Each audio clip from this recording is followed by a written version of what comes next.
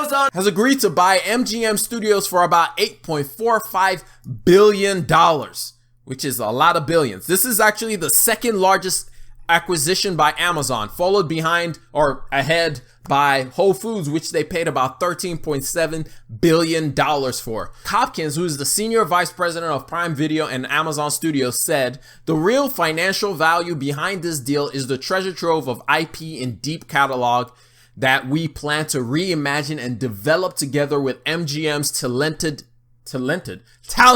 team. It's very exciting and provides so many opportunities for high quality storytelling." Side note, Amazon also just paid about $10 billion to have access to stream NFL games moving into the future. Also, did you know that Amazon owned IMDb? Yeah, so Amazon is trying to do all that it can to ensure that it's providing value for its Prime customers. You have to remember, Amazon Prime is actually the #2 streaming network behind Netflix. And the good thing about Amazon is it doesn't necessarily have to advertise its platform, because people already tend to use Prime because people want that 2-day shipping and all the goodies that Amazon gives them. So by adding these value propositions where it's like, hey, did you know that you can watch some movies on here as well? We're a streaming platform. It adds value. I remember the letter that Jeff Bezos, his last shareholder letter, where he talked about price versus value. I think Warren Buffett is the one who says that price is what you pay, value is what you get from it. So if anybody had to pick between Netflix versus Amazon Prime, which one are you going to pick? I can pretty much bet that 75% of people are going to go with Amazon Prime because it gives you a lot more value, a lot more bang for your buck, which is why Amazon continues to make this purchases and continues to build out all these different things. A couple of things to think about when it comes to Amazon acquiring MGM Studios is the IP, which is one thing that I'm learning more and more. Moving into the future, IP is king. Intellectual property, especially creative intellectual property, is king when it comes to this whole game and this whole thing of streaming networks. That's why Disney continues to do well, because it has a large catalog of IP. This is why we also have Netflix spending all kinds of money trying to buy directors, trying to buy different studios to ensure that the Netflix has the base of IP to continue to attract new viewers and to continue to attract new people onto its platform. And that is what Amazon is trying to do with its acquisition of MGM Studios. A couple of brands that you think about when you think of MGM Studios that I didn't even know about until I started doing a little research on this topic is James Bond is owned by MGM Studios. RoboCop is owned by MGM Studios. The Rocky trilogy is owned by MGM Studios. Lord of the Rings, which Amazon already has plans for a Lord of the Rings series that will be coming out, I think, either this year or next year. They've already spent, I think, about 500, where is it?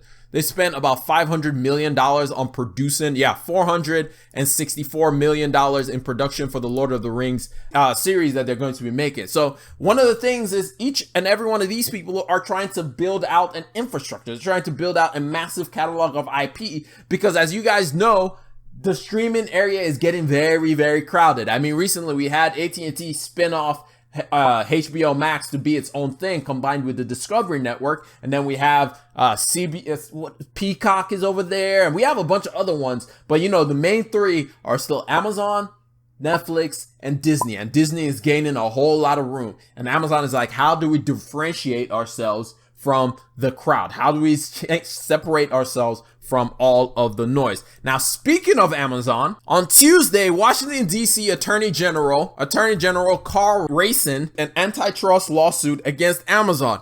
He says that Amazon has used its dominant position in online retail market to win at all costs. It maximizes its profits at the expense of third-party sellers and consumers while harming competition, stifling innovation, and illegally tilting the playing field in its favor. So basically, the lawsuit is saying that Amazon has limited the ability for third-party sellers to sell on other sites for cheaper prices, which of course is very anti-competitive. The suit says that Amazon has a rule that straight up bans sellers from offering their products elsewhere, but the rule got removed in 2019 when the noise of anti-competition and antitrust got a little bit louder. However, a similar rule has been reinstated, except this time it's not an obvious rule. Rather than removing the online sellers, Amazon will bury the seller, which of course is also anti-competitive.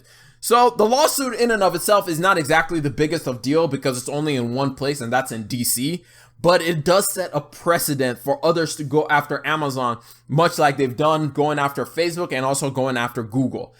Plus, it doesn't go after Amazon just as a monopoly with the fact that Amazon has AWS and its Amazon service as well, but rather it's going after Amazon for the way that it's using its data. In other words, by basically cheating its users out of being able to go elsewhere to be able to make money on other platforms, which is a lot more bigger deal and can be a lot more stickier than the regular way that we've defined monopoly. Because if you just define monopoly as having the power to do whatever you want, which technically Amazon is a monopoly. However, Amazon can point to other businesses and say, look, we compete against Shopify. Look, we compete against eBay. Look, it has other marketplaces that people can sell on. But the way that Amazon is going about it, this argument can maybe stand a little bit more in court. Now, speaking of antitrust, CEO Satya Nadella actually made some comments recently about Amazon and about anti-competition and about all kinds of businesses. He said, tech is becoming so pervasive in our lives, in our society and our economy, that when it breaks, it's not just about any one tech breaking or one company breaking. It impacts us all. You can't, as a tech provider, platform creator, say, hey, I'll scale this and then worry about the unintended consequences. That's just not going to be acceptable in society first. And then regulation, of course, ultimately will catch up. I think it's pretty self-evident, right? I mean, when you look at broadly what is happening in the advertising space, what's happening in certain platforms and the restriction on those platforms, I think it's clear as day where there's competition and where there isn't. Basically, he's taking shots at everybody. He coming for Amazon. He coming for Apple. He coming for Google. He coming for Facebook. He's just like, yo, y'all better be careful. He's like, Microsoft had to learn this the hard way 10 decades ago, where we literally had to face the music and it kept us stifling from being able to do some of the things that we wanted to do. So if you keep running things the way that you guys are running it, I'm just saying, you're going to have to face that scrutiny. You're going to have to face the music of the beat that you've been playing right now. You're going to have to dance to it at some point. So he was just warning the other tech giants about, one, not just trying to run fast and break things, but rather actually think about what are the things that you are creating right now and how can it actually affect people's lives. But then on the anti-competitive side, like if you don't take advantage of the fact that you have such liberal freedom to do whatever it is that you want to do, eventually you're going to get regulated if you don't handle that properly, which Microsoft found out the hardest way. And now the final topic of the day. I hope you enjoyed that little snippet of the Rambling Mind podcast. If you want more of the Rambling Mind podcast, or if you want to listen to the whole episode that you just heard, go check it out on any podcast listening platform, whether that be Anchor, Spotify, Google Podcasts, Apple Podcasts, Breaker, Stitcher. I could go on, but you guys already know which podcast you love to use to listen to. So go check it out. Link down in the description as well. I'm gonna catch y'all later. Peace.